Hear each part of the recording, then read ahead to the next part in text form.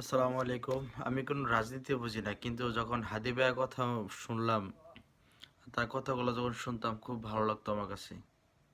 খুব ভালো মানুষ ছিল, কিন্তু কিছু মানুষের জন্য আজকে হাদি ভাই চিরবিদায় নিয়ে চলে গেল সিঙ্গাপুরে হসপিটালে। তো রাত 1টা বাজে এখনো ঘুমাইতে পারি না, খুব খারাপ লাগতেছে। মানুষটা অনেক ভালো ছিল, তার কথাবার্তা যতটুকু শুনছি আলহামদুলিল্লাহ খুব ভালো। খুব ভালো কথাবার্তা বলতো, মানুষের জন্য কাজ করতো। আর মূলত সে খুব ভালো একটা মানুষ ছিল, এতটুকুই জানি যে সে খুব ভালো মানুষ ছিল। আমি কোনো রাজনীতি বুঝি না বা কোনো কিছু বুঝি না, এগুলা রাজনীতি সম্পর্কে কোনো ধারণা আমার নাই, কিন্তু ওই মানুষটা যখন কথাবার্তা শুনতাম খুব ভালো লাগতো। সে মানুষের জন্য অনেক কাজ করতো।